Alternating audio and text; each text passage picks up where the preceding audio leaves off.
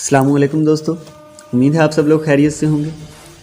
पिछले लेक्चर्स में हम लोगों ने ये सीखा कि किस तरह से सबलाइम एडिटर को इंस्टॉल करना है और अगर हम सिंपली नोटपैड पर ही अपना कोड लिखना चाहते हैं तो उस पर लिखकर किस तरह से इसे सेव करना है।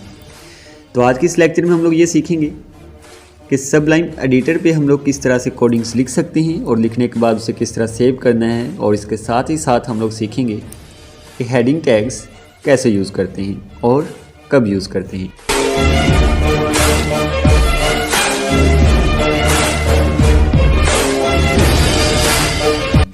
तो हम यहाँ पर अपना कोडिंग स्टार्ट करते हैं। कोडिंग स्टार्ट करने के लिए हम इसे थोड़ा सा जूम कर लेते हैं। ओके, कोडिंग स्टार्ट करने के लिए आप लोगों ने करना क्या है यहाँ पे कि सिंपली अपना सबलाइम एडिटर ओपन करना और उसके बाद उस पर कोड लिखना स्टार्ट करना है HTML।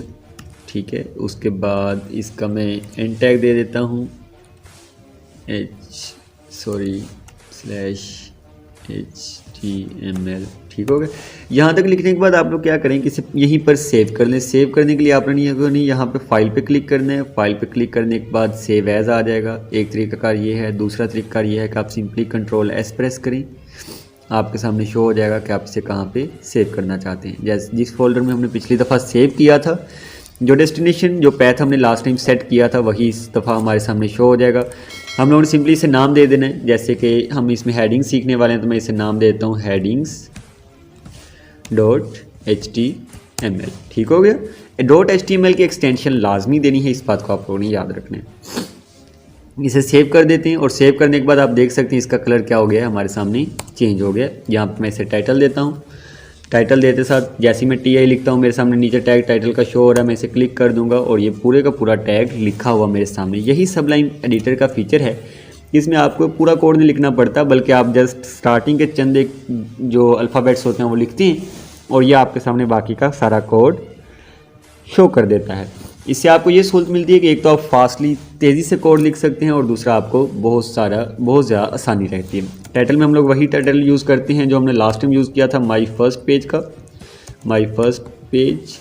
और उसके बाद मैं नीचे आ जाता हूँ। इसके बाद आगे मूव करते हैं हम लोग और हमारे सामने ये इस बाद हम लोग क्या करते हैं, ओके नेक्स्ट। और यहाँ पे मैं बॉडी टैग देता हूँ। बॉडी जैसे मैंने लिखा शो हो गया मेरे सामने। और बॉडी टैग के अंदर हम लोग इसमें बेसिकली जो आज चीज़ सीखने वाले हैं वो क्या है, हेडिंग टैग्स। अच्छा, तो हेडिंग टैग्स हमने यूज़ कब करने होते हैं? आप लोग अगर कोई पेपर दे रहे हैं, कोई टेस्ट दिया होगा आपने बहुत दफ़ा अपनी लाइफ में, या फिर कुछ भी लिख रहे हो तो हमें ऊपर उसके क्या देना होता है, हेडिंग देनी होती है। हेडिंग क्या बताती है? हमें बताती है कि ये जो नीचे ऐसे लिखा हुआ है, टॉपिक लिखा हुआ है, जो भी नीचे कंटेंट आ रहा है वो किस रिलेटेड है, किस अबाउट है। तो यही काम हेडिंग क्या करती है, वेब के अंदर भी करती है कि वो बताती है कि ये जो वेब पेज है ये किस बारे में है। तो इस हेडिंग को हम लोग यहाँ पे कैसे देंगे। आप लोगों ने हेडिंग देने के लिए क्या करना है, तो हेडिंग के लिए हमारे पास उनके मुख्तलिफ साइज़ के लिहाज से, मुख्तलिफ तरीक़ार के लिहाज से 6 टैग्स मौजूद होते हैं जो H1 से स्टार्ट होते हैं, H6 तक जाते हैं। इनका जो सिंटैक्स है वो आप लोग यहाँ पे स्क्रीन पे देख सकते हैं, H1। ठीक है, उसके बाद जो सेकंड हमारे सामने आ जाता है, उसके बाद है हमारे पास जो दूसरी हेडिंग का टैग होता है वो क्या होता है, H2। इसके बाद इसी तरह से ये चीज़ चलती है आगे और इसके बाद हमारे पास ऐसे ही H3। इसके बाद इसी तरह से H4। ठीक है, और इसके बाद इसी तरह से H5। ठीक है, और इसी तरह से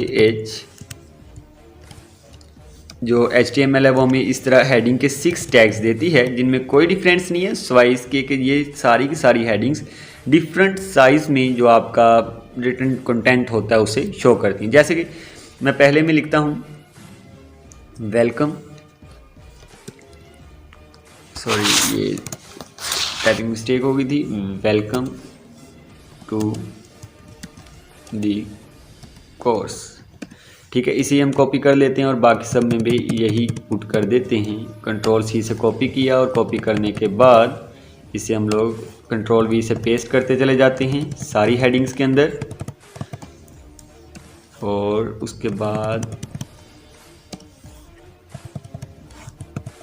इसी तरह से 5 में भी पेस्ट करते हैं इसे और 6 में भी से ही पेस्ट कर देते हैं। ठीक है, तो ये हमारा लिखा गया है। इसके बाद हम लोगों ने क्या करना है, कंट्रोल एस दबाना है। कंट्रोल एस दबाने से ये होगा कि हमारा जितना कोड हमने लिखा है ये सारे का सारा क्या हो जाएगा, सेव हो जाएगा। उसके बाद आप लोगों ने क्या करना है, अपने पास वापस आना है आपने अपने उसी फोल्डर में जहाँ पे आपने इसे सेव किया हुआ है, और यहाँ पे आप देख सकते हैं ये वेलकम के नाम से शो हो रहा है।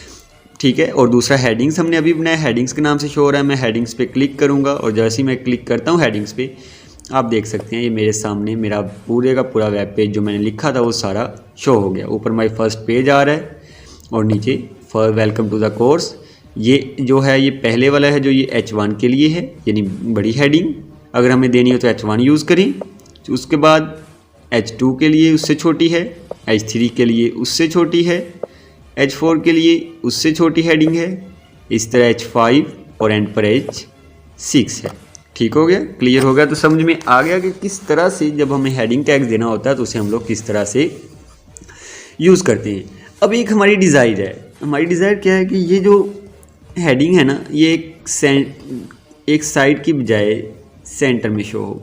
तो इसे सेंटर में शो करने के लिए हम क्या करते हैं, आपको सिंपली यहाँ H1 के अंदर एक छोटा सा टैग, एक एट्रीब्यूट यूज़ करना होता है। एट्रीब्यूट बेसिकली क्या होता है, किसी भी टैग के अंदर एट्रीब्यूट ये होता है कि ये टैग जो हम दे रहे हैं ये किस तरह से शो होगा, इस चीज़ को हम लोग उसका एट्रीब्यूट यानी उसकी प्रॉपर्टी कहते हैं। तो ये एट्रीब्यूट देने के लिए हम लोग यहाँ पे एक एट्रीब्यूट, इसको सेंटर में ले जाने के लिए एक एट्रीब्यूट यूज़ करेंगे अलाइन का।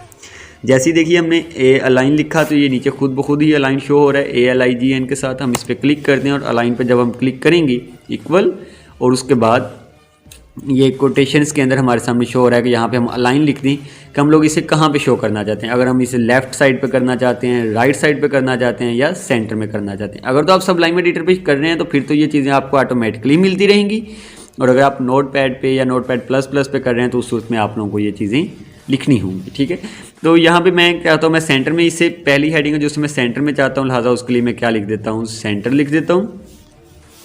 ठीक हो गया, तो जैसे मैंने इसे सेंटर लिख दिया, इस तरह से जो दूसरी हेडिंग है उसके लिए भी मैं चाहता हूँ कि उसे अलाइन कर देता हूँ। फॉर एग्जांपल उसे हम अलाइन कर देते हैं राइट साइड पे। ठीक है, उसके लिए मैं क्या लिख देता हूँ, राइट। इसके बाद मैंने कंट्रोल ऐसे से सेव करना है, वापस अपने ब्राउज़र पे जाना है जहाँ पे मैंने इसको रखा हुआ है, और ये ओपन करेंगे। ओपन करने के बाद मैंने इसे रिफ़्रेश करना है, और अभी आप देख सकते हैं मैंने फर्स्ट हेडिंग के लिए क्योंकि सेंटर लिखा था वो सेंटर में शो हो गई, सेकंड के लिए राइट लिखा तो वो राइट में शो हो गई है। इस तरह से बाकी हेडिंग्स को भी हम कर सकते हैं, हम जिस जगह पर इन्हें चाहते हो वहाँ पर इन्हें शो कर सकते हैं, और जिस तरह की हेडिंग हमने यूज़ करनी हो वैसी हेडिंग हम लोग यूज़ कर सकते हैं। तो उम्मीद है ये लेक्चर आपको सारा समझ आ गया होगा। फिर भी इसके मतलब कोई भी क्वेश्चन हो तो आप लोग नीचे कमेंट सेक्शन में पुट कर सकते हैं, और हम आपको फ़ौरन रिप्लाई देंगे इंशाल्लाह। तब तक के लिए जल्द ही हम आपसे एक और लेक्चर के साथ मिलते हैं। तब तक के लिए अल्लाह हाफिज़, अल्लाह निगहबान, अपना ख्याल रखिएगा।